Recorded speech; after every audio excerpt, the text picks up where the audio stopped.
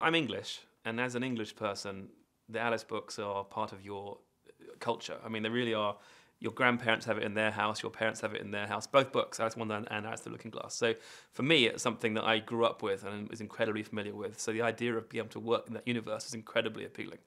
Um, and so it was that thing whereby you feel like you know it very well, but also you have a sense that it's your own personal interpretation, and a chance to do anything like that and sort of add to the canon to some degree is very appealing.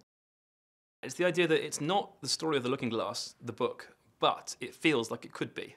If you haven't read the Looking Glass, because obviously mathematicians are also involved in time. Time is an equation within math itself, and so any sort of time travel is a very interesting concept for mathematicians. So I really hope that Lewis Carroll would have approved of our idea of using time travel in this movie, and also the fact that one of the main characters of the movie, Time, is a character which I introduced to this world, but it's not my idea. It's Lewis Carroll's idea. Lewis Carroll wrote in the first Alice in Wonderland book, when Alice first encounters the Hatter, he says to her, "I'm stuck in this tea party because last March Time and I quarrelled." And I thought, oh, that's a good idea for a character for this movie. There's a man called Time who is the sort of purveyor and the personification of time, and therefore if you were to choose to travel through time, you would have to ask his permission. The first film had such fantastically defined characters in terms of their relations to each other. The Red Queen, Helena's unbelievably fantastic as that character. You know who she is.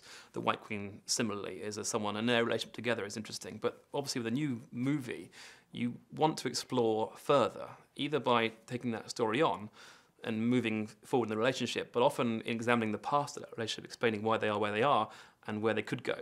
And so certainly with those characters, I thought that they'd been so nicely created. And also the Hatter, of course, is such a unique creation. I mean, you know, it's funny that Johnny and Tim came up with such a fantastic look for the guy, because I keep seeing him on Halloween wherever I go on Halloween nights. I keep seeing a lot of Hatters. You see more Hatters like that these days than you do as the animated Hatter. You used to see a lot, and nowadays you see Johnny's Hatter, which is fantastic.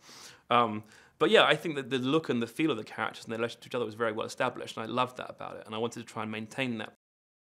Alice, since we last saw her, has been away. When we last left her in the movie, she's off on her ventures to the Far East. And in this movie, she's returning from 3 years of traveling and trading in the Far East. And so she's basically a sea captain. She's basically become the captain of her own ship whilst working for Lord Ascot's company, trading with China.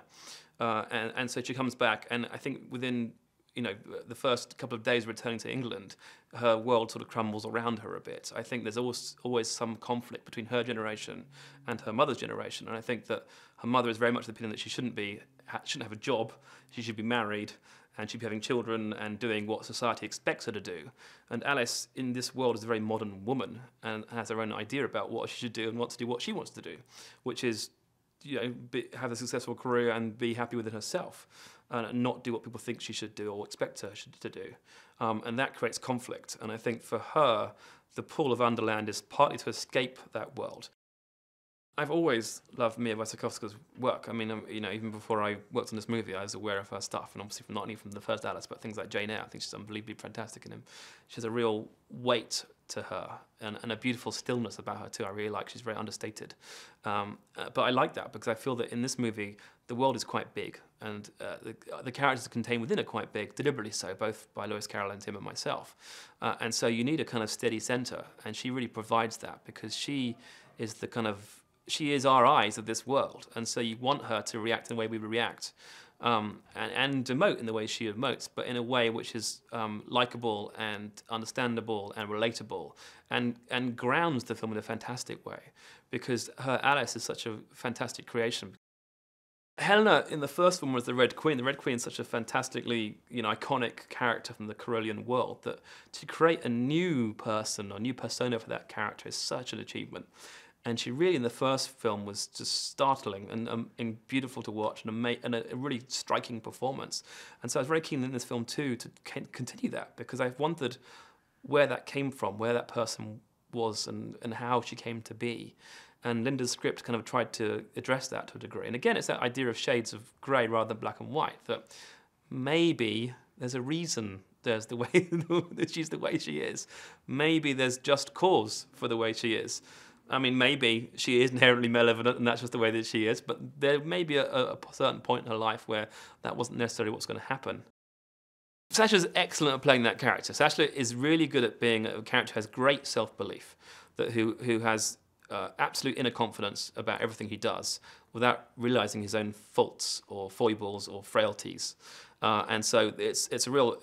I love the idea of bringing him in and playing that character with both Helena and Johnny and Mia, and just letting him just try stuff out, because Time is a character who can really has power to do anything. So he really, it was really a question of like trying to rein Time's powers in, because if he could do anything, then because he's too powerful.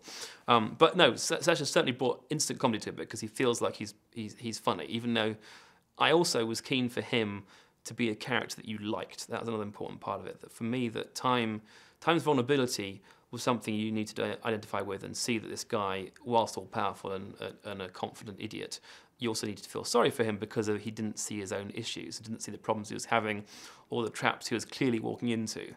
And so by the end, I wanted you to like the guy. I mean, I think you should like him immediately because the session is fun, but certainly when he's saying goodbye to Alice at the end, I felt that it was very important for that scene to work, that by that time, you didn't think of him as a total buffoon, that you thought he was a man with a heart. And Sacha is excellent at that too, the idea of conveying emotion through comedy. He's excellent at that, and that to me is very important. He was great, and he lives in England, and so he came to set, and he was there, and we talked through things, and I showed him all the character designs prior, the environment designs, and he was very active in all that stuff, which is incredibly helpful to me, because I wanted to make sure that whilst this was my vision, that he approved and understood what I was going with it and what I was trying to do, and take the story forward. His world. I mean, the thing is, this film is set in different time periods, so I allowed certain license to change things around as I wanted. But ultimately, he created Underland as it stands today in the world, and so I wanted to make sure that was right.